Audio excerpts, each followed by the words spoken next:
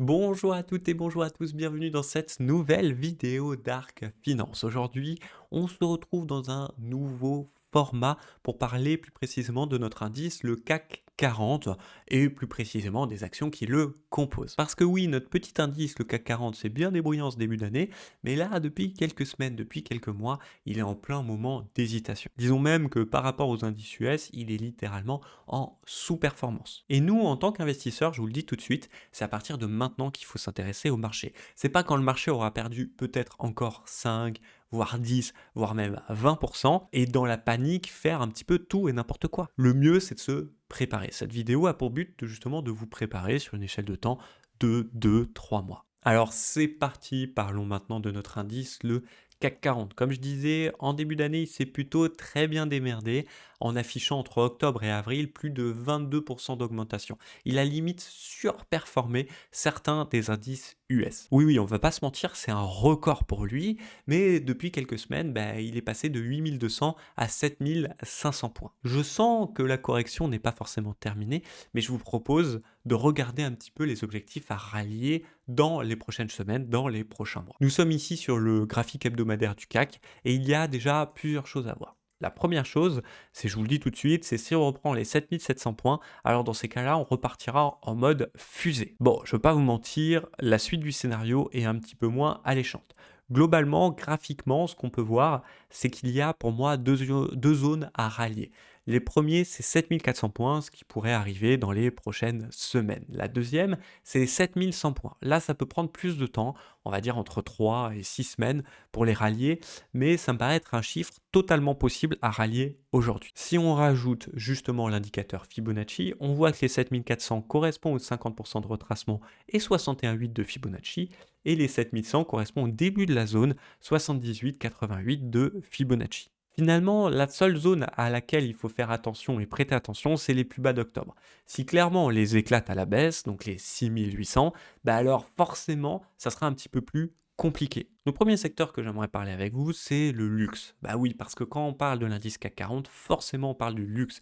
Le luxe se porte bien et c'est encore très très bien comporté pendant cette crise. Et le premier titre qui m'intéresse, c'est RMS, d'accord? Hermès tout simplement. La première chose, c'est que graphiquement, il est vraiment très propre. On a une trendline qui a été utilisée une fois, deux fois, trois fois, et on est en train de l'utiliser une quatrième fois. En plus, en termes de chiffres, il surperforme tout le reste. Donc je vais vous parler souvent dans cette vidéo du VE sur CA. Alors qu'est-ce que c'est? C'est un ratio tout simplement qui représente la capitalisation de l'action vis-à-vis de ce qu'elle vaut vraiment, en tout cas du sentiment qu'elle représente. Si par exemple je dis 2 en VE sur CA, ça veut dire que l'entreprise est capitalisée deux fois sa valeur initiale. Alors vous allez me dire, c'est pas forcément bon, mais j'aime bien le vulgariser en montrant les titres avec lesquels il y a énormément d'intérêt. Alors pour donner une image, on a Hermès qui est capitalisé 16 fois, c'est-à-dire que son ratio est un peu élevé par rapport au reste du monde. Mais moi, j'aime bien l'utiliser comme moyenne pour voir dans l'ensemble justement d'un secteur qui est surcapitalisé, qui ne l'est pas. Par exemple, si on prend la tech, il n'y a pas une entreprise de la tech qui sera aux alentours de 1 ou de 0 de ce fameux VE sur CA. On est une moyenne entre 20 et 40. Le luxe français, lui, a une moyenne aux alentours de 10 points, avec MC, donc LVMH et L'Oréal, qui se situent aux alentours de 5, et RMS qui est un petit peu surcapitalisé, comme je vous le disais, aux alentours de 16. Néanmoins, quand je vois les marges bénéficiaires et les marges d'exploitation, qui est le deuxième stat qui m'intéresse tout particulièrement sur les actions, pourquoi? Parce qu'en tant qu'investisseur, j'aime bien voir ces marges, parce que c'est les marges littéralement brutes qu'elle va mettre dans sa poche. Ça va permettre à une entreprise de réinvestir. Et qui dit réinvestir, dit, ou en tout cas on l'espère, que ces réinvestissements soient de bon augure pour nous, investisseurs. Et c'est exactement ce qui se passe avec RMS. RMS, par exemple, la marge bénéficiaire est de 32%, et la marge d'exploitation est de 41%, alors que le reste du luxe se situe plus aux alentours de 15%, 20-25%. Donc vous l'avez compris, c'est une entreprise qui a fait des chiffres en or cette année et qui, malgré sa surcapitalisation, m'intéresse tout particulièrement. Alors la première chose à retenir, c'est qu'en plus de cette zone chartiste qui était une ancienne résistance et qui maintenant, on l'espère, va passer support, on est aussi sur mon combo d'indicateurs favori, c'est-à-dire moyenne mobile 50 périodes dans le sens à prendre, plus bande de Bollinger. Quand on regarde dans le futur, on voit que c'est un setup, c'est quelque chose, un combo d'indicateurs qui a tendance à réagir. C'est pour ça que cette zone-là m'intéresse tout particulièrement, parce que non seulement elle est combinée à ça, et en plus de ça, on a la moyenne mobile de 100 jours journalière juste en dessous de son pied. C'est pour ça que c'est une zone qui m'intéresse tout particulièrement. La deuxième zone qui m'intéresse, ça serait plutôt la zone intermédiaire finalement entre 2000 et 1900. Et donc du coup, pour vous montrer à quel point je confiance dans cette, on va dire, action, c'est que d'ici quelques jours, je pense que je prendrai 5% de mon portefeuille total. Ça veut dire que si j'ai un portefeuille à 100 euros, je prendrai 5 euros à peu près maintenant. C'est un titre qui est bien. Et je reprendrai 5% dans la zone intermédiaire, c'est-à-dire entre 2000 et 1840. Ensuite, il y a deux titres qui sont un petit peu à égalité. Il y a L'Oréal et LVMH. Alors les deux ont justement le fameux VE sur CA aux alentours de 4,5 et marge bénéficiaire aux alentours de 15,17 et marge d'exploitation aux alentours de 18 pour L'Oréal et de 25 pour LVMH. Graphiquement, globalement, c'est LVMH qui va retirer mon attention et c'est pour ça que je vous la donne en numéro 2. Nous sommes ici en données de temps mensuelles et ce qu'on peut voir, c'est surtout ça qui m'intéresse, c'est que depuis 2016, on est en train de tracer un biseau, un canal qui est assez énorme. En données de temps hebdomadaires, c'est un petit peu pareil, on se comporte vraiment dans des tendances haussières, c'est-à-dire qu'on peut dessiner des canaux à côté du grand canal que je vous ai montré mensuel. Alors autant la borne haute du canal mensuel ne nous sert pas trop, mais la borne basse n'a pas été utilisée depuis 2018. Aujourd'hui, pendant que je vous parle, on est sur la moyenne mobile de 100 périodes hebdomadaires, ce qui est vraiment un indicateur très intéressant d'une reprise qui pourrait servir d'une reprise que les opérateurs regardent et que vous pouvez justement utiliser. En plus de ça, à quelques points plus bas, vers les 650, nous avons justement le setup tendance mensuelle cette fois, c'est-à-dire la moyenne mobile 50 périodes mensuelle et des bandes basses de Bollinger mensuelles. Personnellement, je vous le dis, autant en RMS, j'étais plus à pouvoir le charger, c'est-à-dire prendre 10% de mon portefeuille total, autant ici, je serais plus à prendre 5%. Et pour moi, soit on utilise la moyenne mobile de 100 périodes, c'est-à-dire qu'on rentre plus ou moins maintenant vers 680, 690 euros l'action, soit on attend justement de voir ce qui est capable de nous faire le CAC 40 sur ces prochaines semaines et ces prochains mois, et voir si on ne pourrait pas profiter d'une meilleure rentrée sur le titre, c'est-à-dire 640, voire même 600 euros l'action. Allez, maintenant, je vais vous donner un bonus, une troisième action dans le luxe, mais qui est un petit peu différente des deux premières. Autant RMS et LVMH, on est vraiment sur des actions que vous pouvez surveiller à l'échelle et voir les bénéfices à l'échelle des 3-6 prochains mois. Le bonus, elle, c'est plus pour les gens qui ont confiance dans le secteur du luxe du CAC 40 et qui ont confiance justement dans cette prochaine action. Cette action, c'est Kering. Elle est clairement boudée par les investisseurs. Les chiffres ne sont pas aussi bons que le reste du luxe, mais quand même, on s'y retrouve bien. Pourquoi? Parce qu'on a une marge bénéficiaire aux alentours de 15 et une marge d'exploitation aux alentours de 21. C'est même mieux que L'Oréal finalement. Le VE sur CA est justement à 2,5, ce qui montre que c'est boudé par les investisseurs. Et en plus de ça, Kering est une grande rémunératrice en termes de dividendes. On atteint, au moment où je fais cette vidéo, 4,5% annualisé, ce qui est quand même relativement sympa à avoir dans un portefeuille. Par contre, graphiquement, c'est pas ça. Nous sommes ici en données de temps mensuelles et clairement, c'est pas très beau ce qu'on peut voir parce que on était dans un grand range, 600, 440, voire même 350, mais toutes les zones ont été explosées par le bas. C'est-à-dire que maintenant, il n'y a presque plus rien pour nous retenir. On est presque proche d'aller sur les 200, voire même 180. Pour vous donner la seule chose qui supporte un petit peu les cours, c'est cette moyenne mobile de 100 périodes mensuelle, qui est aux alentours de 290, qui est vraiment le dernier rempart avant de toucher les 200, 180. C'est pour ça que je vous dis qu'il ne faut pas être trop gourmand sur Kering. Clairement, il faut rester aux alentours de 5% d'exposition maximum de son portefeuille. Par contre, vous avez une stratégie DCA, sincèrement, n'hésitez pas, parce que c'est toujours un titre de qualité et qui fait des beaux chiffres. Elle est un petit peu boudée par les opérateurs parce que c'est vrai que la direction de Kering a fait des mauvais choix. Mais sur une échelle, un objectif de 2 à 5 ans, si vous voulez, vous pouvez commencer à remporter tout simplement du Kering. Pour tout vous dire, j'ai une position aux alentours de 400, 420. Ça me dérange pas parce que justement, j'ai pas trop peur et que je me dis que sur une échelle de 2 à 5 ans, c'est un titre qui peut surperformer.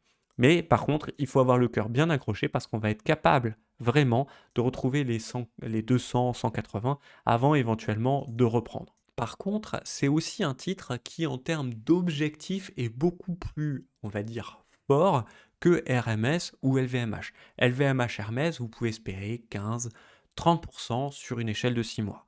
Là, Kering, si elle décide de repartir et qu'elle reprend l'intérêt des opérateurs de marché, et ça viendra tous les 3 mois, hein, de trimestre en trimestre avec les chiffres, eh ben là, on est sur un objectif où on peut rallier les 600, voire même les 800 euros par action.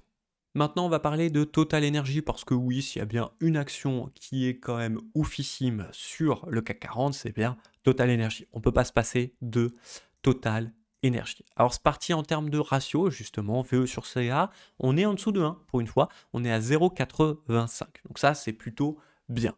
En marge bénéficiaire, on est à 10% et en marge d'exploitation, on est à 15%. Ce qui va m'intéresser aussi, et elle est connue pour ça, c'est les dividendes. Les dividendes sont aux alentours de 5%. Et c'est une des seules entreprises du CAC 40 qui a tendance à les trimestrialiser, c'est-à-dire à vous payer tous les 3 mois. Par contre, en données de temps mensuels, ce qui me fait un petit peu peur en termes d'objectifs, c'est qu'on est quand même sur des plus hauts, de plus hauts, de plus hauts, et que Total est quand même une grosse entreprise du pétrole, et que le pétrole est quand même haut. Je dis pas que le pétrole peut pas aller sur 90 dollars le baril, ça je ne dis pas, ce qui forcément ferait monter Total, mais c'est juste que je vous le dis par rapport à RMS, où là j'ai envie de prendre une ligne absolument tout de suite, ou d'attendre quelques semaines pour me positionner, je vais peut-être être un petit peu plus patient sur Total Energy. La patience finalement m'amènerait aux alentours de 52,50 avec cette moyenne mobile de 100 périodes hebdomadaires. À ça, on peut rajouter aussi le fameux setup tendance, donc bande de Bollinger, moyenne mobile 50 périodes dans le sens à prendre, en données de temps mensuel, ce qui est suffisamment rare pour le noter. Et clairement, vu que j'ai confiance dans ce titre, je vous le dis tout de suite, je vais être patient et je vais jouer la patience. Je vais vraiment attendre les 50-52 pour renforcer ce titre et je prendrai jusqu'à 10% de mon portefeuille total. Vous avez compris, si j'ai 100 euros, je prendrai 10 euros de total. Il y a une petite zone intermédiaire qui correspond finalement à des bandes de Bollinger basses hebdomadaires, qui est la zone des 58-56. C'est plus à travailler sous format rebond, un petit peu comme ce qu'on pouvait avoir début janvier 2024. Et le but du jeu est d'aller chercher peut-être 10% sur l'action, voire 15-18% maximum. Bon ben forcément, on a parlé du luxe, on a parlé de notre ami Total Energy, maintenant on est obligé de parler de Air Liquide. C'est forcément le titre qui explose tout sur le CAC 40 et on peut voir que depuis 2016, on est littéralement haussier. On peut limite dessiner un gros canal mensuel, mais vous allez voir ce qui va m'intéresser plus, c'est en données de temps hebdomadaire. Aux alentours de 160, on a ce fameux setup hebdomadaire qui peut être très bien pour renforcer une première partie de position. Et vous avez compris, la deuxième zone qui va m'intéresser, ça va être vraiment cette moyenne mobile 200 périodes hebdomadaires, ainsi que cette zone-là qui correspond finalement à une grosse zone de support qui nous a déjà été testée. Selon ce que décide de faire le CAC 40, 7400 points, 7100, ou même de faire peur aux gens en se rapprochant des 6800, bah c'est une zone sur laquelle on pourrait renforcer. Clairement, si on arrive à 140, l'action, il ne faudra pas hésiter à charger gros sur ce titre, entre 5 et 10% de votre portefeuille. Alors, côté des chiffres, hein, elle n'est pas en reste Air Liquide parce que on est à globalement 1,8 de dividendes, on est à 4 de VE sur CA et bien sûr, les marges bénéficiaires et d'exploitation sont respectivement 11% et 18%. C'est déjà très bien pour un titre comme ça, qui je vous rappelle est une cyclique, hein. On n'est pas dans la tech. Je vous rappelle que Air Liquide, elle transporte de l'air liquide dans des camions. Donc c'est vraiment une valeur cyclique. Et il faut vraiment voir que quelque chose de lent, mais limite, on ne peut pas s'en passer. Si vous n'en avez pas en portefeuille, ça peut être vraiment deux zones de renfort qui peuvent être vraiment très intéressantes. Maintenant, on va passer aux bancaires. Alors les bancaires, il n'y en a pas beaucoup sur le CAC 40, on va pas se mentir. Moi, il n'y en a qu'une qui m'intéresse. Mais les bancaires, j'ai fait une erreur stratégique, c'est que pendant la hausse des taux, j'ai clairement pas pris les bancaires en me disant qu'elles allaient se faire tartiner. Mais en fait, c'est vrai que c'est plutôt positif pour elles. Et le fait qu'on diminue les taux, c'est aussi positif pour elles, parce que je vous rappelle que là, en tout cas en France, et si on se regarde que la France, on est dans une situation où les taux sont hauts, et en plus, il y a peu de crédits qui sont accordés par rapport à 2019, d'accord? Et donc la situation pourrait être inversement proportionnelle, c'est-à-dire qu'au fur et à mesure où on va relever des taux d'intérêt, donc les taux directeurs de la banque centrale qui décident indirectement des taux de crédit, hein, tout simplement des banques, eh ben, au fur et à mesure de ça, on pourrait réouvrir aussi tout simplement le robinet des crédits. Et surtout, il y a de plus en plus de personnes qui seraient intéressées pour acheter. Surtout que l'immobilier en France a beau avoir fait une correction, il n'a pas fait une correction, on va dire, pour contrebalancer ces taux qui sont hauts. Mon plan, c'est ma petite chouchoute, c'est BNP. BNP a réagi sous forme de range assez propre. On a un range bas et puis un range haut. Et c'est le range haut en données de temps hebdomadaire qui va m'intéresser. Plusieurs raisons à ça. La première, c'est qu'on est sur ici les moyennes, les bandes de Bollinger basses, d'accord, aux alentours de 57,5, voire 55. En plus de ça, on a la moyenne mobile de 100 périodes hebdomadaires. Et forcément, je rajoute un petit peu plus bas, mais il est quand même là, mon setup hebdomadaire tendance. C'est-à-dire moyenne mobile 50 périodes et bande basse de Bollinger. Clairement, c'est une zone extrêmement intéressante pour renforcer sur cette bancaire de qualité, c'est-à-dire 57, voire même 52, voire même 50 finalement. Et côté chiffres, BNP se défend vraiment très bien par rapport au reste du secteur bancaire, même mondial. On a une marge bénéficiaire à 22% et une marge d'exploitation à 33%. Je tiens à préciser que c'est globalement comme Bank of America. Donc c'est quand même très bien. C'est pas loin de JP Morgan qui elle est à 33% et 45% en marge d'exploitation. Donc on est vraiment sur un bon produit de qualité. Elle n'est pas survalorisée, on est à 6,8 de valeur sur CA, mais globalement le 5,7 reste la moyenne du VE sur CA dans le secteur du bancaire. Et en plus de ça, on en parle ou pas des dividendes qui sont à plus de 7,3%. Donc très intéressant d'avoir ce titre en portefeuille sur le long terme. On va passer sur deux titres que j'aime bien, qui sont plutôt défense, voire même système d'exploitation, donc globalement des cycliques. On va passer sur Dassault Systèmes et Dassault Aviation. En termes de chiffres, justement, Dassault Systèmes sur laquelle on est un petit peu surcoté. On est à 7 de VE sur CA, alors que notre ami Dassault Aviation va plus être à 2. En termes de chiffres, pour des cycliques, on n'est pas dégueulasse parce que marge bénéficiaire, on est à 18% sur Dassault Systèmes et 21% de marge d'exploitation. Et Dassault Aviation, on y retournera juste après, graphiquement est très intéressante et en termes de marge bénéficiaire, on est un petit peu en dessous, on est à 14 et surtout on est à 7% de marge d'exploitation. Le plan est assez simple, c'est vraiment purement graphique. On est ici en données de temps mensuelles et on voit qu'on a un gros support aux alentours des 34, 32. D'accord, qui peut être intéressant pour recharger ce titre de qualité. Donc là, on est sur Dassault Systèmes. Dassault Aviation a quand même profité d'une très très large jambe de hausse mensuelle, et c'est normal parce que depuis 2020-2021, avec les conflits armés qu'il y a dans le monde, là, ça paraît être logique parce que je vous rappelle que Dassault Aviation, pour le coup, est catégorisé en défense, alors que Dassault Systèmes va plus être catégorisé en software, tout simplement. D'accord? Donc forcément, c'est intéressant de voir ces bandes de Bollinger qui sont en train de rabattre notre cours aux alentours de 150. C'est vraiment la zone qui m'intéresse. En plus de ça, on pourra rajouter la moyenne mobile de 100 périodes hebdomadaire, ce qui est suffisamment rare pour le dire et suffisamment rare pour être intéressant. En dernier titre, je vais vous parler d'un bonus de Soitec, d'accord, ou Soitec, ou Soitec, bon, peu importe. Mais vous avez compris, c'est une des entreprises de la tech du CAC 40. Une des rares. Nous sommes ici par contre en données de temps mensuelles. Et vous pouvez voir qu'elle ne se débrouille pas forcément très bien. Elle est un petit peu boudée. Alors qu'en termes de chiffres, on n'est pas dégueulasse, c'est-à-dire qu'on est à 18% de marge bénéficiaire et 20% de marge d'exploitation. Alors bien évidemment que c'est bien loin de Nvidia avec ses 53% de marge de bénéficiaire et ses 64% de marge d'exploitation. Par contre, en termes de VE sur CA, donc de surcapitalisation, Nvidia est par exemple au lord de 70 sur le VE sur CA, alors que Soitec n'est qu'à 4%. Par contre, pour moi, la stratégie est un petit peu différente. Globalement, on va prendre les plus bas, aux alentours de 80-85, d'accord, et se mettre un gros attention. C'est-à-dire que c'est pas parce que c'est pas un titre sur lequel il va falloir renforcer dans la descente, contrairement à ce que j'ai pu vous proposer précédemment. Là, clairement, en dessous de 85, on fera attention et ça sera même une zone d'alerte. Et je dirais même qu'en données de temps hebdomadaire, tant qu'on n'a pas repris les 120, ça sert à rien de se précipiter sur ce titre. Bon, vous avez compris à travers cette vidéo, je vous ai donné des plans à réaliser pratiquement tout de suite, mais aussi des plans où il va falloir attendre, être un petit peu plus patient. Je vous ai donné des bonus pour vraiment prendre ça sur du long terme. Ça peut être par exemple, si vous ouvrez des portefeuilles à vos enfants qui ont 6, 8, 10 ans, que vous vous dites: quelle action je peux lui acheter pour ses 18 ans? Ben, clairement, Kering, Soitec, ça peut être des titres intéressants malgré le fait qu'ils soient européens. Parce que oui, on a quand même des bons titres européens, même si on a tendance à les casser et à ne pas les favoriser, bah là, ça reste intéressant et je vous ai donné un petit peu mon top à moi et là où je vais réinvestir sur mon portefeuille. Je vous rappelle que c'est vraiment dans cette situation quand le marché est baissier qu'il faut s'intéresser aux investissements,